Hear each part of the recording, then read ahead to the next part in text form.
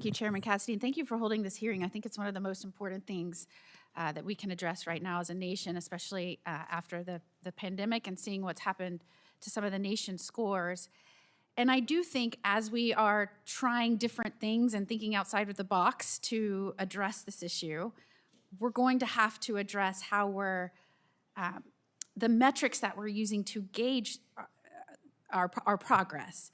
And Florida's in a unique situation because we have been one of the first states to really embrace and engage on choice.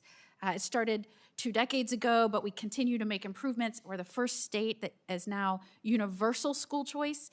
We already had one of these scholarship programs where we can give tax credits, and we truly, and this is an issue very near and dear to my heart, kids should not be limited in opportunities for education based on their zip codes. I saw firsthand this throughout my career, especially when I served as a judge, and I just think this is something that we in Florida have done well. The problem is the way we are accounting for our NAEP scores and the way we're addressing who we take into account when we're of that population, it hasn't caught up to what different states are trying to improve the progress of their students. So in Florida, we've just hit our highest scores ever for some of our most at-risk kids. And we showed less of a decline because we were one of the first to come back, roar back in terms of school openings during the pandemic. But I think our NAEP scores don't include all those kids, scholarship kids that are taking advantage of school choice. It also doesn't include any of the homeschooling. And now, not only do we have the Florida Tax Credit Scholarship Program, because of the great work we've done here in the Senate, we've now expanded that federally. So now you have the federal tax credit scholarship program, which will take place in 2027. And so our population, in terms, over 50% of our kids are now taking advantage of school choice and are getting educated using these scholarships and other programs outside of traditional schooling. And so I really think it is an area that we can do better in terms of accounting progress, because I agree, you're right. It is so helpful to gauge performance based on how others are doing. I have used that in my career throughout, and I think it's so important. I don't know how we do that when nationally we take into account private schools, but we haven't wrapped our head around the fact that schools are now, this understanding of what a private school is now very different, and we are offering it to all kids, regardless of income, regardless of where your zip code is. And so I wanted to turn my question to you, Dr. West. Do you think that this is something we need to address? And because of your particular position, I thought you'd be the best one. Do you expect that we will do so in a meaningful way so that you can really capture these new, this education surge and non-traditional schooling that states are making?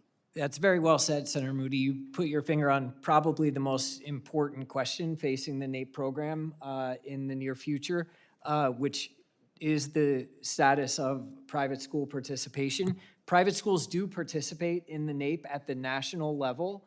And so they contribute to the results for 12th graders, for example, that I described earlier today. When we report results at the state level, we don't include private schools. So those are for public school students only. And you wouldn't include homeschooling? Yeah, we're actually prohibited by statute in the NAEP law from gathering data on homeschooling families. So that is sort of how Congress has set up the scope of the program. One of the challenges we face in terms of being able to report for private schools separately nationally, as well as to include them in the state samples, is that many private schools have been reluctant to participate in the NAEP program. So when they're invited, the participation rates aren't as high as we need them to be in order to be able to analyze the results and consider them representative. And so we are partnering with NCES that administers the NAEP program to work very aggressively to get more private schools to accept that invitation to participate in NAEP, to think about the incentives that they face. And that's going to be increasingly important that we solve that problem as more states go in the direction of expanding opportunities for families to take advantage of the private sector.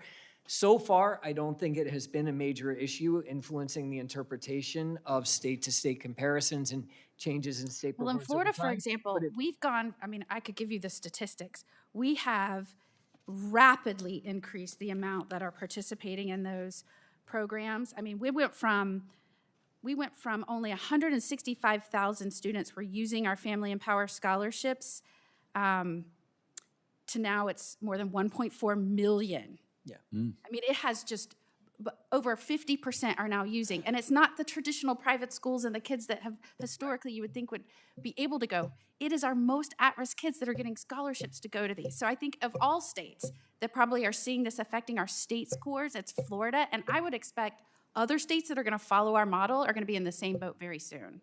I agree. Thank you. Senator Murray.